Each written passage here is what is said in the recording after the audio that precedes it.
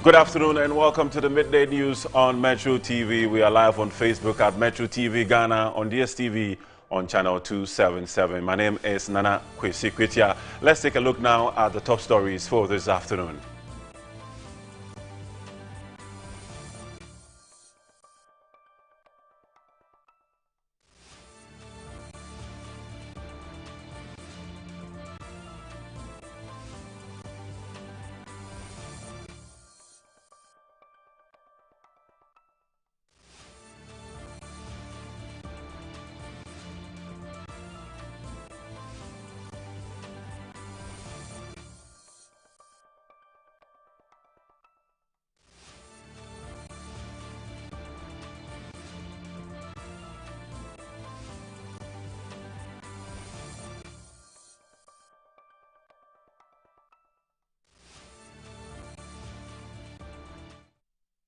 And welcome back, and these are the details. Presidential advisor on the 24-hour economy, Gusitano, has clarified that the 24-hour economy secretariat does not control the proposed 24-hour market, despite public perception linking the two. Speaking at an engagement with news reporters in Accra, Gusitano said the markets are the responsibility of the Ministry of Local Government and District Assemblies and not the 24-hour secretariat.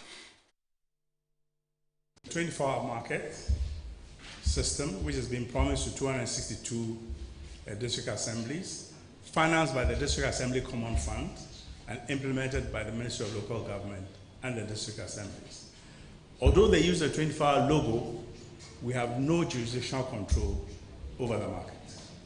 We are not part of deciding where it goes and so on and so forth. Eventually, if those markets are established and have the modern facilities that they will have, then of course, especially cold chain facilities and so on, it will contribute to the supply chain efficiency we want to achieve. Because if you have cold chain facilities, then your vegetables, your perishables and so on have somewhere to be stored so that we don't lose or add to the 30 to 40% post-harvest losses that we have within the supply chain. So it's a good thing. But for the moment, we have no responsibility whatsoever. So if people sue 24-hour economy authority, we've been sued 4 or 5 times for something that we have no responsibility for. So our lawyer is moving a motion in November to get us to be removed from the defendants list because we have no jurisdiction, we have no status in the matter. All right? So that problem is a problem that the Ministry of Local Government is handling. Let's take a look now at the national power outage which happened this dawn. And part of the country has been hit by a widespread power outage following a major fault at the Akosombo water transmission line. The Ghana Grid Company Limited says the incident occurred at about 4:30 a.m. this morning, Thursday, August 20th, 2026, and triggered the automatic shutdown of the Akosombo generating units and some thermal power plants. According to Gridco, the automatic tripping was activated by the National Power Systems protection mechanisms to safeguard the stability and integrity of the national interconnected transmission system. The fault consequently resulted in power supply disruptions in several parts of the country. Gridco says its engineers, working with other power sector agencies, immediately isolated the affected transmission line and commenced a safe and systematic restoration of the power system. Power has since been restored to some affected areas, while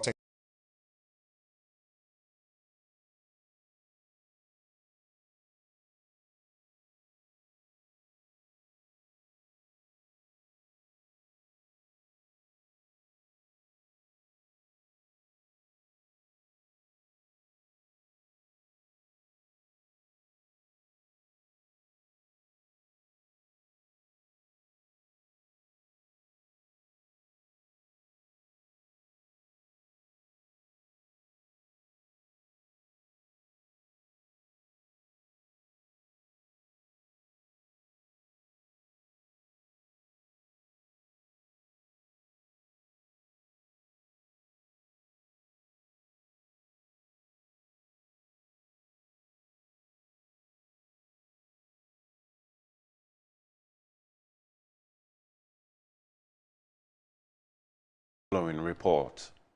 From end of this month, those who drive the Aboboya, the tricycles, all of them must have reflectors, the back and the sides. Number two, they cannot drive within the inner lanes of the roads. If there are highways and there's a side road, they must always use the side road. If there are no side roads, they must drive outer lane with reflectors on, and the ones who are driving the either the tricycles or the Aboboya should put on reflectors. If anybody or any what do you call it, operator decided to go contrary of whatever we are saying, we'll make sure the law will take its course.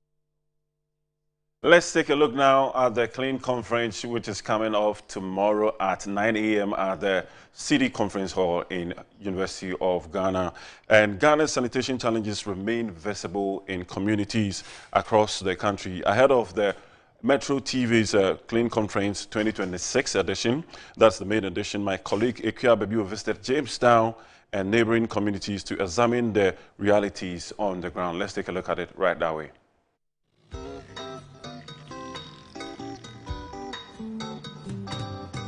It's about 6 a.m. and this is the time of the day most people wake up, take their bath and use the washroom before starting their daily activities. But in this part of the nation's capital, finding a clean and hygienic place of convenience is often a challenge. For some, it is simply a beach. For others, it is a place to work. And for some residents, the shoreline has become a place to relieve themselves.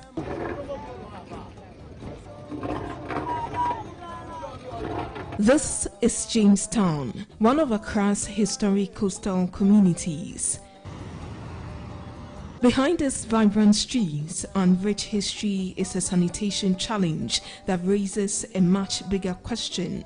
How far has Ghana come in its journey towards universal access to clean water, sanitation and hygiene? Yeah, we have a toilet for here. It's a dirty toilet. If you enter the toilet, it's not a nice toilet we are doing this year.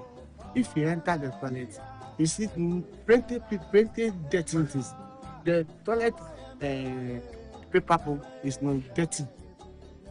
Yeah, the toilet is not good for years. As you want to the AMA come and see the toilet, they do something nice for these people we are here. We are here. You know? But if you say the government want to know the toilet is here, we said dirty. If you enter inside, you see water from water. Before you enter inside, you see somebody go shit. You forget the toilet. The sheet for the no sheet for the toilet, the sheet for this different place. But it's no nice for wears. Guys, they want to the government come and help this toilet. From here where I stand, you are moving right to the what we call it seashore. Around the area is called Kofuri. Down there. Many people they go toilet. Even when you go there, plastic. Many plastic in the boiler. It's not down there over right now. When you move to there, my brother can go and show you there. It will be nice. Many people go for AMA to report. They didn't. Yes, many people enter there. So today I am here. I want to say something. Whether you can help us about this thing, because all I think they do too much. For residents who depend on public toilet facilities, the question is not whether sanitation matters. It is how accessible and affordable these facilities are. In a day, about how many people visit this facility? There are many, I can't count. There are many, but... Would they be up to 50 in a day? Oh, more than 50, there are many. That's why I said I can't count. some of them don't have it. But nowadays, some of them they just make some in the homes. Yeah. But those who just come, they are the people like they don't have any houses. SDG 6 calls for clean water and sanitation for all by 2030, and the deadline is only 4 years away. Sustainable Development Goal 6 is not just about numbers and international commitments, but whether people can have access to safe drinking water and adequate hygiene facilities, whether wastewater is safely managed, and whether people can live in an environment where sanitation does not threaten their health. In 2020, the Accra Metropolitan Assembly provided 250 household toilet facilities at no cost to beneficiaries in coastal communities, including Jamestown. But have these interventions been enough? SDG 6 also calls for the protection of water resources and the reduction of pollution. Our focus now turns to traditional basket weaving, examining how artisans manage the waste generated in the production process. It will be good to have dustbins here, which will be emptied perhaps weekly. Say now, I think so. Quebec wine. You and getting it more. Maybe I buy back to one money. Yay, running getting it in India. Oh, packing will shop one acrano. Oh, Pamak is so much. We can have home for 3 seconds now. Shit. The sanitation, water and environmental challenges require concerted national action. This is why Metro TV, Metro Digital, Original TV and Original FM present the Clean Conference 2026. Behind me is the City Conference Hall, and this is where ideas, experiences and solutions will come together in a collective effort to drive meaningful change. The Clean Conference 2026 kicks off on Friday, 21st August 2026, exactly at 9 a.m. at the University of Ghana City Conference Hall, under the theme Assessing Ghana's Progress Towards the UN SDGs Agenda 2030, with a focus on SDG 6, SDG 7, and SDG 12. Ignite Media is positioning itself as a major advocacy platform for sanitation conversations, and not only sanitation conversations, the wash sector, so water, sanitation, hygiene, environment, sustainability, and so on and so forth. A lot of people concentrate on the silting of gutters and so on and so forth, but the conversation is not only about that. It's about the generation of waste from our houses, through our offices, to the manufacturing companies, the plastic companies, the beverage companies, the bottles that we produce. Where do they end up? On Saturday, 22nd August, the call for action moves from the conference room to the streets with a massive cleanup exercise across major streets of Accra, led by the Chief of Staff, Honorable Julius Deborah. Metro TV, Original FM, Metro Digital. We are not just thinking theoretically. We are not just talking. There is a lot of talk shop around the country. So, whilst we've got the Chief of Staff, His Excellency by Naples, Dr. Julius Deborah, to lead the conference, we again arranged with him that on Saturday, let's move around town, let's gather people, let's show leadership by putting our hands and our foot on the ground and getting everybody else. Join the Clean Conference and the cleanup exercise as we turn ideas into action.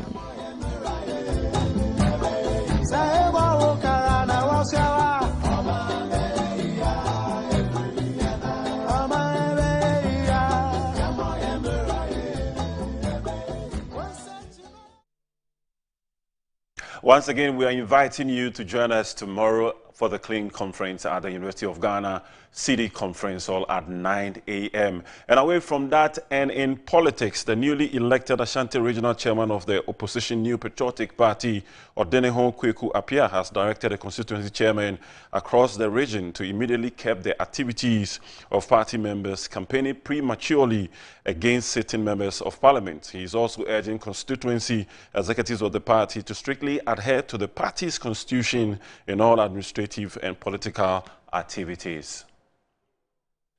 Addressing executive members of the party in Kumasi, the new regional chairman of the party, Odenihon Kweku Appiah, also known as Asanteman Koka, expressed strong disapproval of individuals parading themselves as incoming MPs. Long before the party officially opens nominations, he warned that such premature campaigning breeds indiscipline, undermines sitting lawmakers, and creates unnecessary internal insecurity. Asanteman Koka stressed that MPs need peace of mind to focus on their legislative mandate and the difficult assignments. He also called on the executive to reach out to disgruntled voters and supporters who refrain from voting in 2024, well ahead of the next electoral cycle. And now to hope no being a constituency was a very incoming MP on now MP of Tiago swore I had 3 years, 2 years. Now already said Parliament. The main name you ever so Panua, make I say all right. But say a man. Move now to education, as the Hohoe Municipal Assembly, with support from the Member of Parliament for Hohoe, Thomas Chekpo, has inaugurated a 3-unit classroom block and a multi-purpose kindergarten facility with ancillary facilities at Bibra. The facility has been handed over to the Hohoe Municipal Education Directorate to improve access to quality education in the community. Our Volta regional reporter, Gabriel Asempa, has more on this. The newly inaugurated inclusive model basic and kindergarten school is expected to reduce the burden on children in Bibra who previously traveled long distances to access education in Hohoe Township. The project forms part of efforts to bring quality education closer to communities and improve access to basic education. Speaking to the media, the Hohoe Municipal Director of Education, Victor Kweku Kove, commended the government and the Hohoe Municipal Assembly for providing the facility. He described the project as timely and appealed for similar interventions in other communities within the municipality. Newly constructed building, as you can see behind me, has come at the right time, because currently the enrollment in the town schools, starting from Aswaj, Adabraka to Yipi, are very huge in such a way that we have to add teachers to help in teaching in the classrooms. Now that this structure is built here, many people from this community, all the learners, the young ones who are not even able to walk to the long distance to reach education or get to the schools, they are coming here. The Hohoe Municipal Chief Executive, Prosper Kumi, also urged the Education Directorate and community to cultivate a strong maintenance culture to ensure the facility serves its intended purpose to many years. There must be that standard of maintenance that comes with it. So it is clear, and that is one charge I'll give to the Ghana Education Service, and I'm sure the headmaster will take it from there to ensure that we wouldn't come to this school and see things deteriorating beyond repairs. The officer in charge of the Bota Health Center, Naomi Arigba, however, appealed for hospital equipment, staff accommodation, and other essential logistics to enable the facility to deliver quality health care. We don't have enough medical equipment to work with. And then when we have newly posted or people are transferred from other facilities to this place, we have accommodation issue. At least if you are able to get accommodation around so that staffs will sleep here, in case we have cases at night, they will attend to them. The Hohoe MP, Thomas Chekpo, said the project demonstrates the government's commitment to improving educational and health infrastructure in the municipality. Today, what we did at Beta is to cast off for some offices that will enable us to move the clinic from where it is now, like the chief compound from where it is now, to a health center to serve the people of Beta and its environment. The authorities say the completion of the ongoing project will significantly improve access to education and healthcare for residents of Bibra,